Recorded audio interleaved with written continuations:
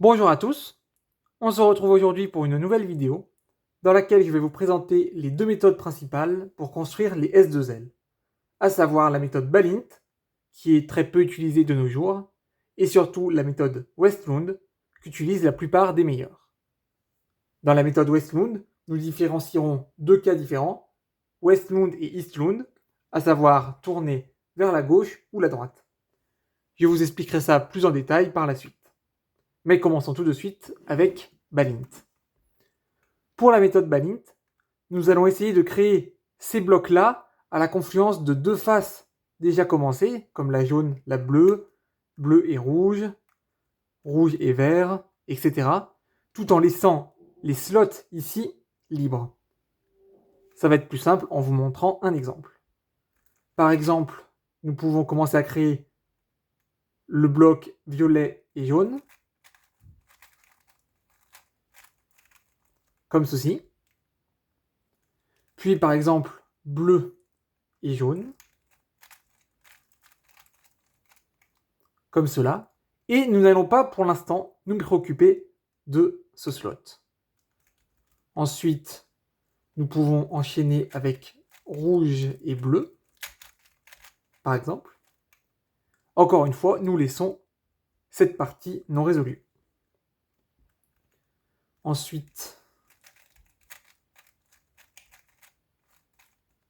ici, rouge et vert. Et nous finissons avec violet et vert. Par exemple, comme cela. Et vous voyez que nous avons créé des blocs ici, tout le tour, et qu'il ne nous reste plus que des sortes de F2L à réaliser. C'est le principal avantage de cette méthode, d'avoir plus qu'à résoudre des paires de F2L et de ne plus avoir à retourner le Megamix dans tous les sens.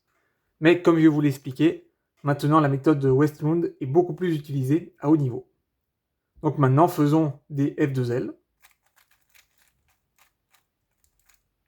Cette paire. Et là, les F2L vont beaucoup ressembler à la manière classique d'un 3x3 dans leur résolution.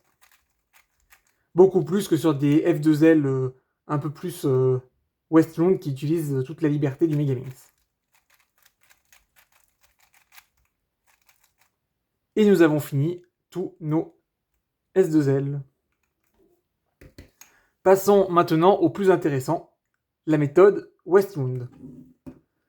Qu'est-ce que j'entendais par Westlund ou Eastlund? C'est que pour la méthode Westlund, nous allons progresser vers la gauche, vers l'ouest entre guillemets, et pour la méthode Eastlund, nous allons progresser vers la droite en tournant le Megamix comme ceci. Donc, on peut dire un peu vers l'est, entre guillemets. Par habitude, je commence toujours par la face jaune, mais vous pouvez commencer par n'importe quelle face, comme à votre convenance.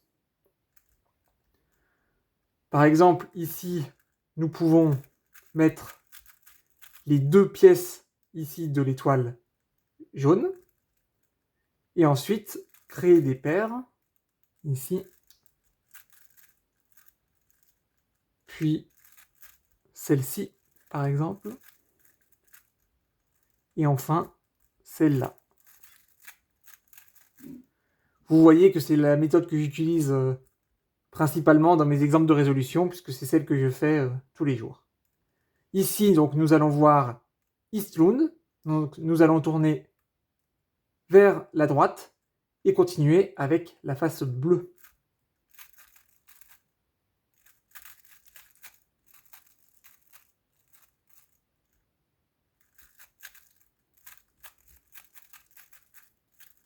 Et nous avons la face bleue. Ensuite, la rouge.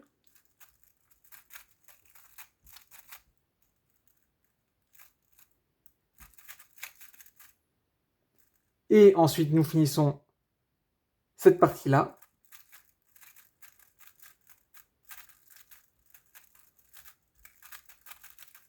Et nous avons terminé. Vous voyez que nous pouvons un peu plus utiliser la liberté que laisse le Megamix, puisque nous progressons face par face et que nous avons encore beaucoup de faces non résolues sur les premières S2L. C'est quand même un très gros avantage par rapport à la méthode Balint. d'autant plus que nous pouvons avoir un ordre fixe, comme je vous ai expliqué, je commence toujours par le jaune, ce qui aide pour le repérage. Je vous conseille donc, si vous débutez et puis même si vous souhaitez acquérir un bon niveau, d'utiliser plutôt cette méthode-là. Et donc, nous allons voir la variante d'Eastlund qui est Westlund, sachant que les deux méthodes se regroupent dans la méthode Westlund, puisque ça a été créé par Monsieur Westlund, Simon Westlund. Donc là, nous tournerons vers la gauche.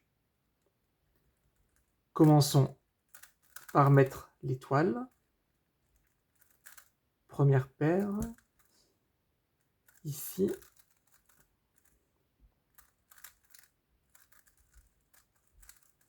Et nous avons fait la phase jaune. Mais cette fois, nous ne commençons pas à tourner à droite en faisant le bleu, mais plutôt vers la gauche, en faisant le violet.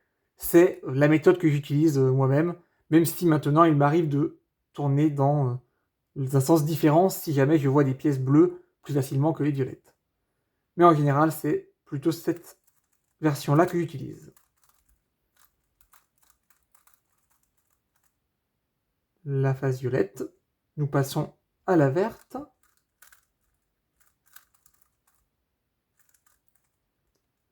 Ensuite, cette paire-là. Et il nous reste ce bloc ici, que nous pouvons résoudre comme cela. Puis les deux dernières pièces.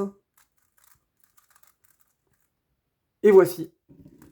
J'espère que ce rapide tuto et cette explication des deux méthodes vous aura bien plu. Si c'est le cas, n'hésitez pas à mettre un like et un commentaire. Et nous nous retrouvons dans une prochaine vidéo.